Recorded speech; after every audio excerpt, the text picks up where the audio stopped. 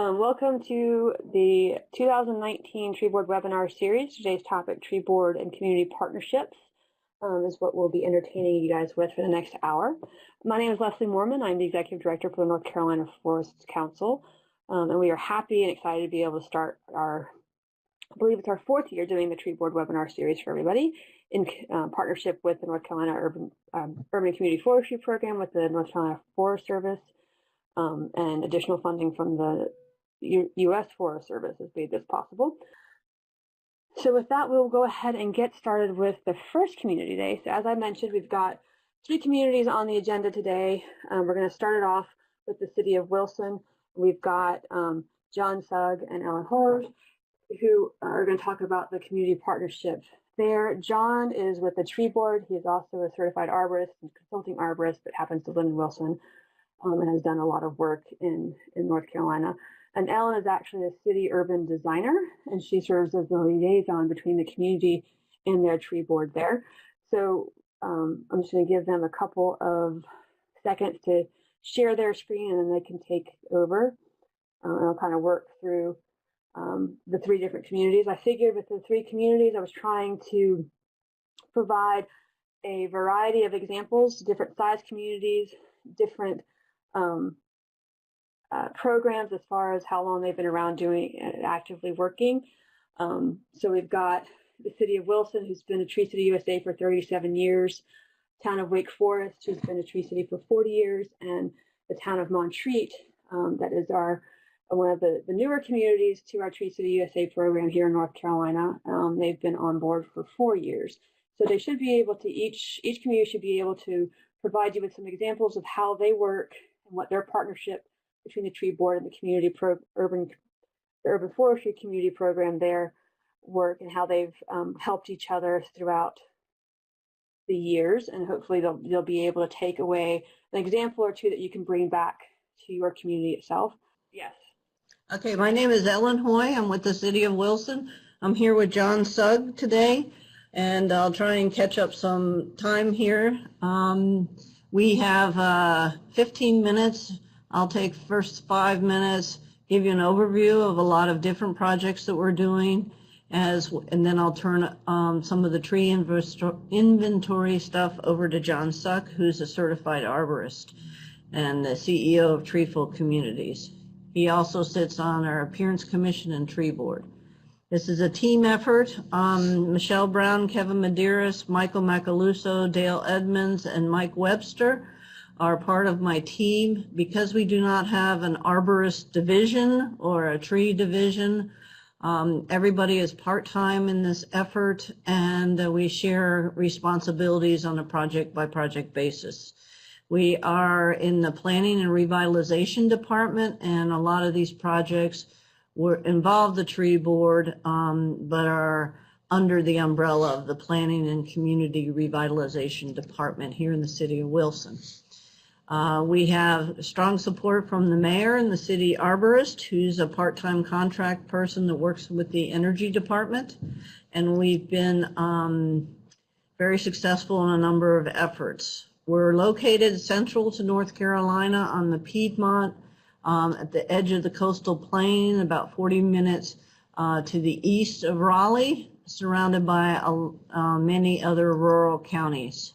We've been a Tree City USA since 1977 and successful in winning the Growth Award for about 31 of those years, and we've received 3 awards from the urban forestry programs. The Appearance Commission and Tree Board meets once a month. We have 10 trained members on 3-year staggered terms. And I said that we're trained because we, all new members and existing members, keep up to date on this webinar series. So I just wanted to give a plug for doing these kind of things. And we're very honored to be a guest presenter on this particular one. But we really stress that the new members watch all of them. But we could not do this program without having even a bigger team of partners, because partners make things happen. The partnerships that we've had, not just with the North Carolina Urban Forestry Council, but with the Forest Service as well, has not only been financial resources, but also advice and support. A lot of times you can feel alone in this kind of field. But we have been very successful from 2012 to 2016. We've had 14 programmatic elements in our program and 9 different tree planting projects. And recently we really concentrated on the science with the 3 major data collection tree inventories, the largest tree planting effort at one time that we've had in a decade. And we've created, from all the data that we collected, a new online Esri dashboard product that I'll talk about at the very end, because we're continuing to refine our outreach efforts. In my mind, it's very simple to break things, even though they overlap, into science and education. And I'll talk a little bit about some of our projects. The educational forest was a Hurricane Floyd buyout of a mobile home park, and has created into a nature preserve thanks to Michelle Brown and Kevin Medeiros and City Council support. So it's not a traditional park. It was a little bit of a challenge to try and redefine what a park could be for the 75 acres that has nature trails, outdoor classrooms, and has, thanks to our tree board member Ann Bryce, been designated a birding hotspot with 110 species of birds identified to date, including the painted bunting, which we have some resident pairs that come back year after year. So we have about as many bird species in the educational forest as we do tree species in the city of Wilson. We started out doing internally a landscape list with native plant materials suggested to developers, as well as writing a tree ordinance in our newly adopted Unified Development Ordinance. We have started an effort with tree planting. It all began in 2 cemeteries that we have in the city of Wilson, and it was primarily because people were telling me I couldn't plant trees under power lines, over water, sewer, gas lines, not in constrained areas, not in parks because they'll shade the grass, and not in the cemeteries because they may hit a tombstone if they fall down. But we did find expansion areas and some cooperation. They're a separate department and a separate entity than the Parks Department. So if you're looking for opportunity areas, work with your cemetery board, because you can help give structure to this revered place. The second tree planting effort that's kind of different is our urban offset. Was a program that we worked with Duke University using urban offsets, which acted as a kind of a middleman broker between sending and receiving areas for Duke University to offset some of the carbon generated by all of their on-site campus development. And we have to monitor the program. So we have an active science program. This was Entrepreneurship 2015 North Carolina Idea winner with angel investor support. We were the first ones on the globe to actually use this kind of thing. It used to be very complicated scientifically, depending on the shade, but it's much more simple now. We just finished up a large tree planting in the historic districts. And every 2 years we do education with Arbor Day. We create partnerships with the local extension office, the master gardeners, the local science museum, and we do things like creating tree tours in both downtown as well as the cemeteries that kind of tell the story about each type of tree that people can see. Jeff Webb is going to help me put this into a storyboard Esri document once I have some help. So we are now taking some of our data and using it in other places. Another brand new program is to update our treasure tree program list from 2010. Most counties have these and they're in desperate need of site visits. And with that, I will turn it over to my colleague, John Sugg, who's graciously continuing to try and talk because he's sick today, but I will go ahead and give him his 5 minutes to talk a little bit about our tree inventory. Thank you, Ellen. Okay, yeah, y'all bear with me. No, voice doesn't usually sound like this, but I will move along. I wanted to be a part of this and share this. So we'll talk a little bit about our tree inventory we did that we started back in the fall of 2015 and worked in the fall of 2016 and finished up in the fall of 2017. And as we'll see coming up, we'll see how many trees we actually did that we put our hands on, every one of them. Huge amount of work and effort went into this, a lot of partnership. Anyway, the whys of the tree inventory, there you can see the obvious needs for those. Also, there you can see the data that was collected. We used an iPad and we used the Urban Offsets app to collect the tree data.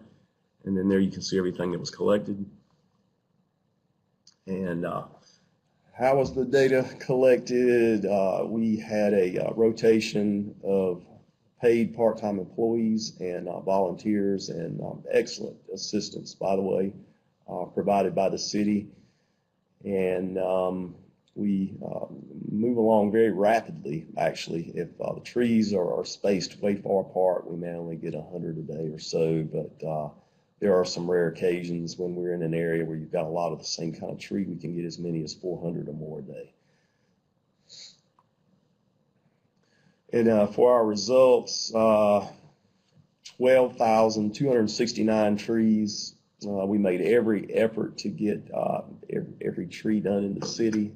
Somewhere along the line, there may be a few more that we didn't get, but that's pretty much it. A lot of trees that, let's see, an analysis of our results here. Number of trees, species diversity. Here's your species breakdown. And for the most part, Wilson had a well-diversified or has a well-diversified community forest, except for in what we have throughout the state. Just about every city and town.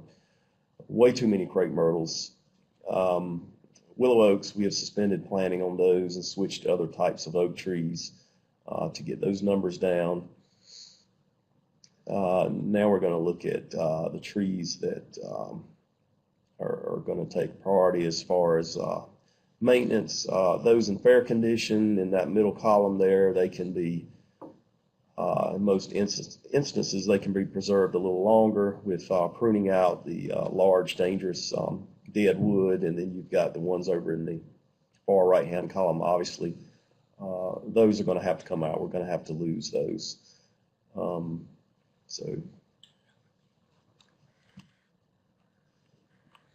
there's our condition, and overall good condition there, over 63% in good condition, and only a small slice there dead, and then there's your poor and then your fair condition. So. Okay, with that, I'll say that John and I worked to get the report to be very user-friendly, and I would suggest to everybody not only summarize the benefits, but use color graphics like those pie charts, and be careful on the labeling of the maps. When you label something dangerous, everybody freaks out. It helped identify what kinds of things that we included in the final report. And we had to strategically determine who was the most receptive of the decision makers to carry our analysis forward. So we looked at some severely pruned trees. Obviously, the Energy Department has an interest in saving money, and not all trees were planted in the right place. So the likely loss of those is a couple hundred. Likely loss from places we cannot replant is another 150. So we made those maps, and then we added in the fair condition trees that John talked about that we need to have some kind of intervention, and we came up with some specific recommendations as far as the establishing a pruning. We don't have in the city of Wilson an annual pruning. It's usually wait until a hurricane warning comes in and then the chainsaws come out. So we have to take a look at all the different things as far as easy to eliminate certain plantings, as well as long-term things. Who's going to update the data? How are we going to schedule people so that they're not looking at one tree 5 miles apart? Tree planting, we found a whole lot of very helpful information in the tree inventory about which kinds of trees to plant and not plant. And with that, I think we're right at our time limit. We're available and we can go ahead and answer questions at the end of it. With that, Leslie, I can turn it back to you. Perfect. Thank you guys so much, Ellen and Leslie? Yeah. Okay, good. Thank you so much for your presentation and the effort there. I thought it was pretty exciting kind of partnership between the tree board and the municipalities, where they've used each other's resources and they were able to get this really great information to help actually manage the urban canopy there. So that's great. So next we've got on the agenda is Town of Montreat. We've got Ann Vinson and Alex Carmichael there. They've been on Trees for the USA for 4 years. Ann Vinson she's on their tree board there and has been part of the boards since the beginning of their Trees for the USA effort. Alex Carmichael is the town administrator for the town of Montreat, and he's relatively new to the community itself. So they'll be able to provide some examples of their partnership on getting an effort up and running in one of our North Carolina communities. Yeah. All right. So my name is Alex Carmichael. I am the town administrator of Montreat. I've been in my role for about 2.5 years, and I have with me Ann Vinson, who is the chair of our tree board and has been very instrumental in pursuing the Tree City USA certification for Montreat, organizing the tree board and developing the tree ordinance from the beginning. So I'd like to first introduce you to Montreat as a community. For those of you who don't know who we are or where we are, we're a very small municipality in western North Carolina, and we're about 20 minutes east of Asheville. Montreat was founded as kind of a resort and conference center in the late 1800s, and it actually received a charter from the state of North Carolina as the Mountain Retreat Association with the powers associated with the town or municipality. It was established as a spiritual retreat. Many people who became supporters of the Mountain Retreat Association developed family homes here, which were used as seasonal summer homes, and many of them weren't even winterized. And it wasn't until 1967 that the town was actually incorporated as a full-fledged municipality. As I said, we're a small community. We actually only encompass 2.7 square miles. We have a year-round population of estimated 868, which includes college students that attend the college that we'll discuss here in a moment. But we have a seasonal population of about 3,000. Our summer season is our busiest season as people come in to utilize the conference center, programs that the college puts on, and those homes that were historically family homes in the community. We have an annual operating budget of $1.8 million, and that doesn't include water. We have 13 full-time staff members, 5 of which play a role in the Public Works Department in one way or another. We have a 5-member council, board of commissioners. One of those is designated as the commissioner from the environment. Our tax base is small, our population is small, and our staff is small. So the partnerships we develop with the community and explicitly the work of the tree board, which is a volunteer board, is vital to the success of our program.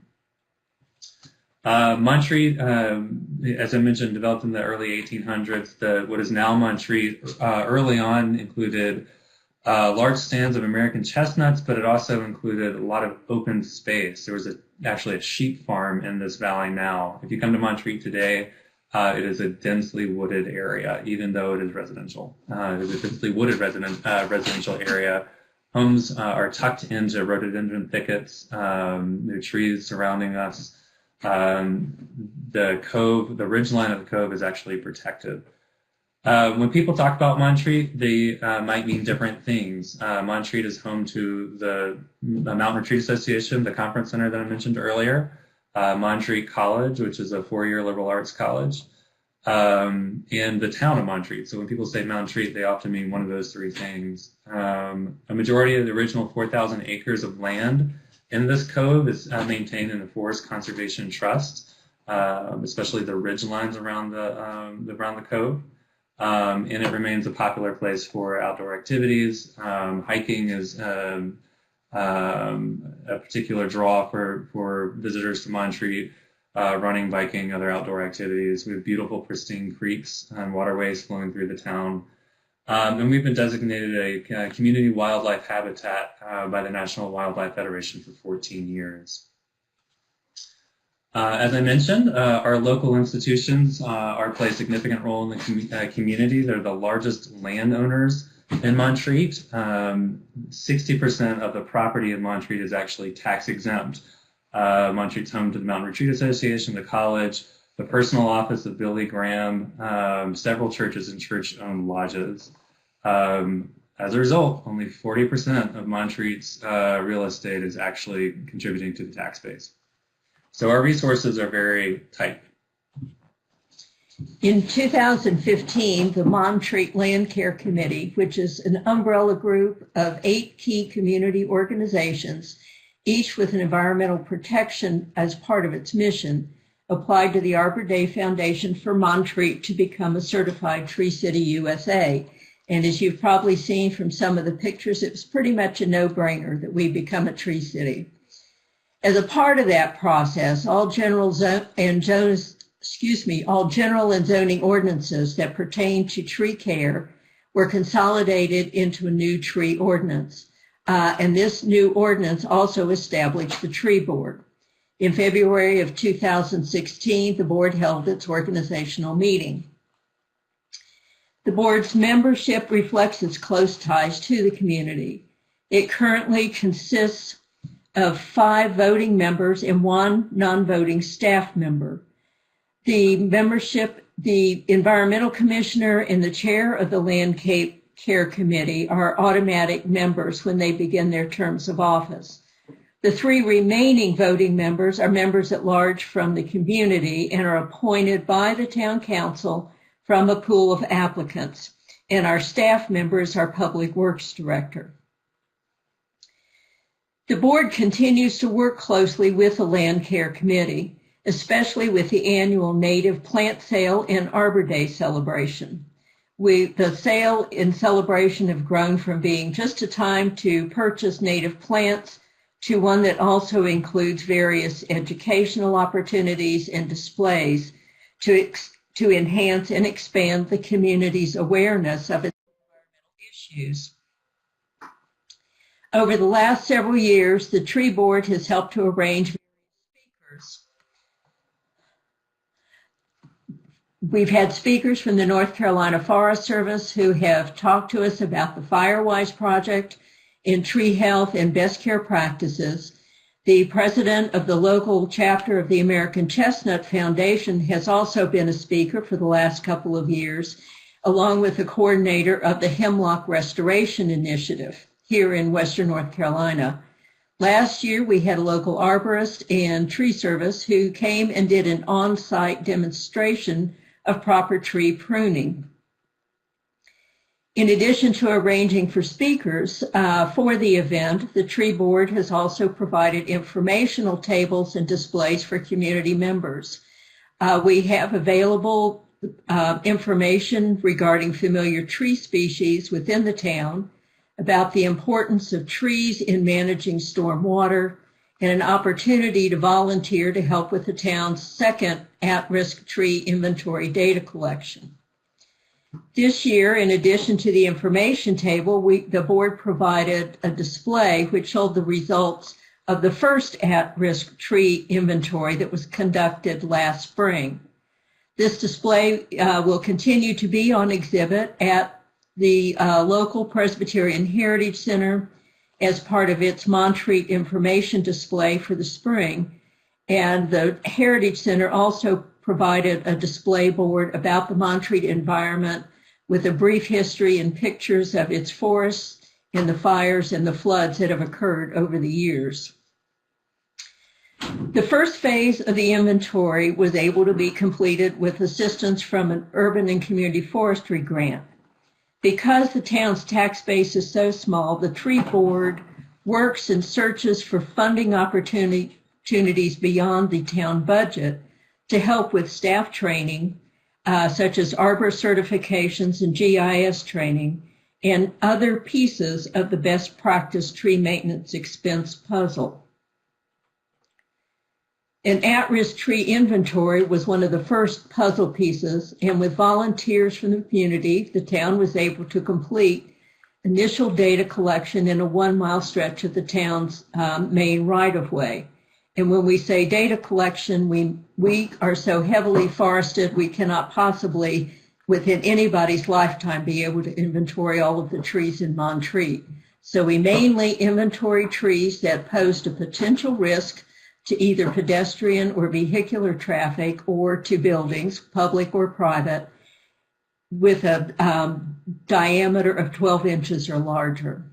And this map shows you the section that was inventoried and shows each of the dots represents the trees that were inventoried.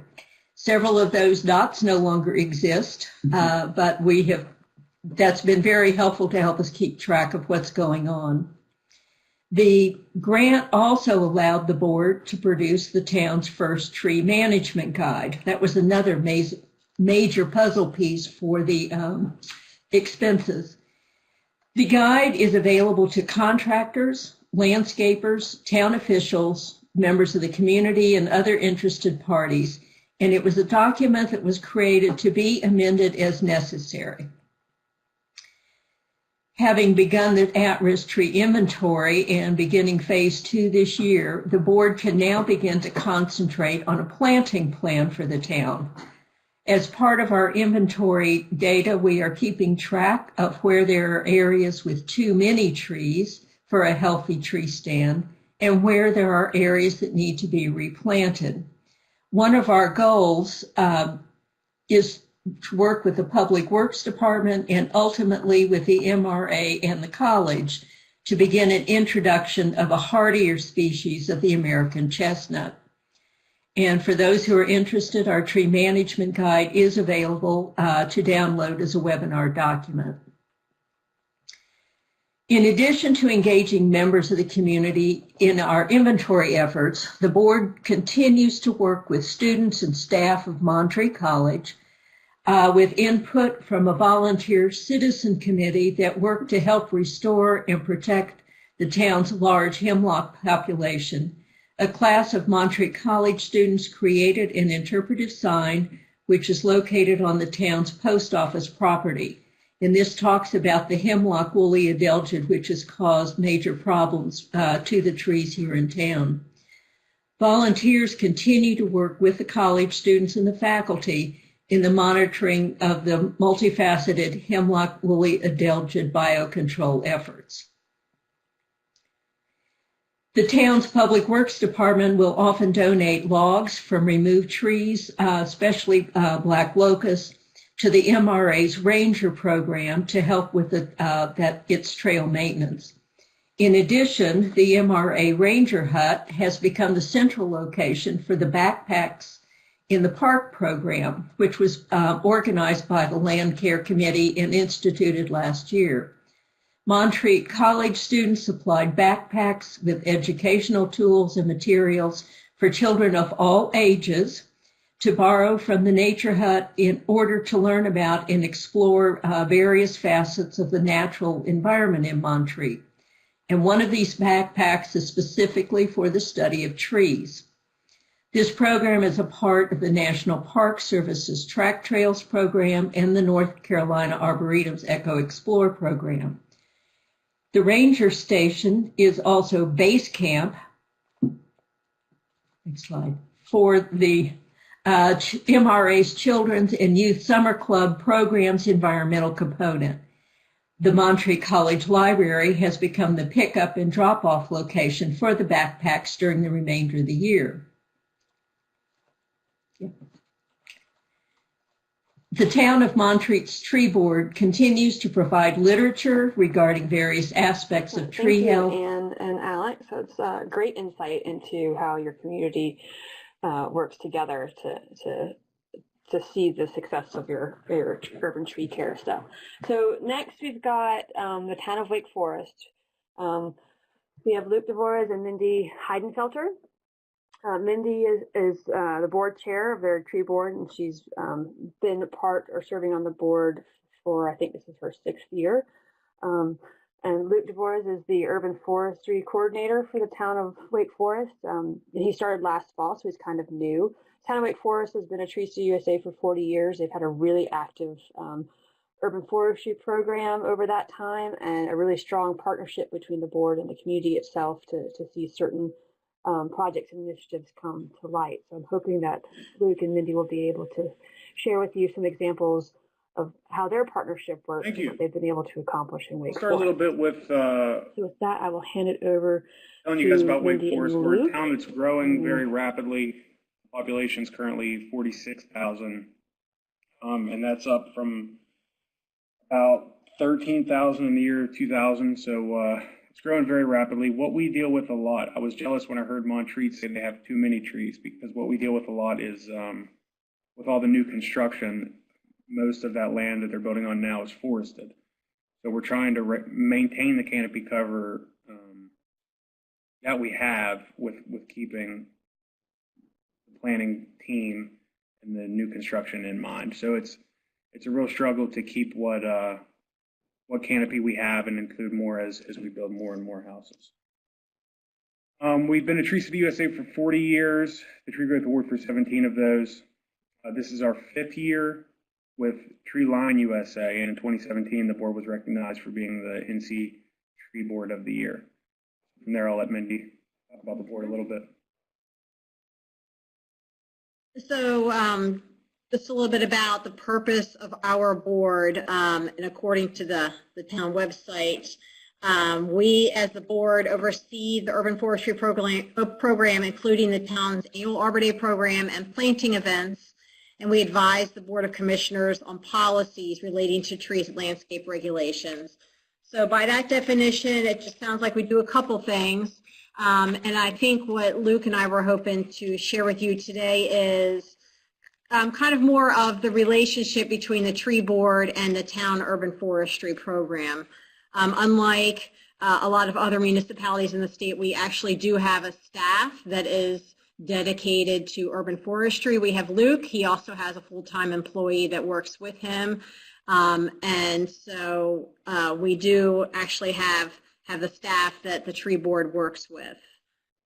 So some of the things we do as a tree board, we basically advise Luke and his staff about what the residents want. We're kind of the voice of the residents, and then I guess it's up to him to decide what, if he wants to do anything with that information. And we help him build a bigger network of the different groups of people in the town to work with and to work through. And we also, especially lately, have been giving him different perspectives on code enforcement and ordinances. Since Luke came on board, we've been talking more and more about whether or not the urban forest ordinances that we have in our code are actually being followed. And we have several people on our board that are very vocal about a need for enforcement. We also, as a tree board, help develop all of the educational programs in the town, help put together materials and come up with ideas of how we want to educate the public and the town citizens about urban forestry. Also, as a tree board, we're very active in advocating for the urban forest and the issues that affect it. For example, the freshly topped trees in a local parking lot, and different people speaking up saying we need to educate landscapers and the business owners about proper tree care. And this picture is from our recent Dirt Days that we held in Wake Forest. It wasn't our tree board's event, but we took part in it. And at that event, we distributed about 1,000 seedlings, but we used it as an opportunity for our tree board to staff the information tables and spread the word on topics about how to plant their seedlings and how to take care of them. In the past few years, I'd say maybe past 5 years, we've held a large Arbor Day event in our Joyner Park, and the past 2 years we've had over 1,000 people attend with various vendors. The picture at the bottom shows our seedling giveaway at our own event, and also spread the word about topics such as the emerald ash borer, which you can see our mascot here. We also, our town has the Wake Forest Volunteer Tree Stewards, which is our volunteer group in the town, and they get trained by the staff on how to properly care for trees, and they actually are kind of the hands and feet of going out and doing, helping with work such as tree planting along the public right-of-way, tree pruning, and talking to homeowners about caring for their trees. And here on the left is a picture from our Tree Steward Appreciation event we held a couple of years ago. We hosted a dinner for our tree stewards to show appreciation for their work. And then on the right, we get the tree stewards involved in educating the public as well. And here's one of our information tables at an event. We also, as a tree board, offer support maintaining the town's Tree City USA. And here's a couple pictures. There's our mayor there in the white sweater, and somebody from the NC Forest Service presenting our Tree City USA award for the year. And along with a couple other towns, our town, the town of Wake Forest, is one of the municipalities that's been a Tree City USA for the longest, for 40 years. Moving forward, as it was mentioned before, I'm pretty new to this position. I've been here about 6 months. And I'll be relying on the board more heavily than I have here these first 6 months. They've been largely getting a trim schedule put in. We've had just over 500 new homes built since January 1st here in the town of Wake Forest. So a lot of my time is spent there. So moving forward, the board has planned a lot of events in the past, but there's been interest in public outreach and education. A board member recently took the reins on applying for a grant to do a kind of a lecture series like Montreat had there, educating the public, and I'd like to get more heavily involved in that. I rely on the board heavily to build a bigger network. There's a lot of people in town that are willing to help, that want to help. They're just not sure how, and there's a lot of help around. There's a garden club that we rely on, the local FFA and 4-H groups, and it's easy to build a bigger network when there's 10 people on the tree board and they're all have a lot of contacts. The town is looking towards some new code enforcement and ordinances as we grow so quickly to maintain some of our canopies, so bouncing those ideas off of the tree board before I take them to the Board of Commissioners is always helpful. It's good to have that perspective of people in town who care about trees, to kind of hear those things and see what they think.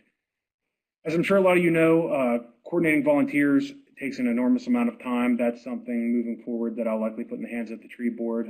We do have those tree stewards kind of built in to help us out with both inventory and pruning of our smaller trees. Most of the trees here in town are less than 10 years old. We have 17,000 trees, the majority of which are less than 10 years old.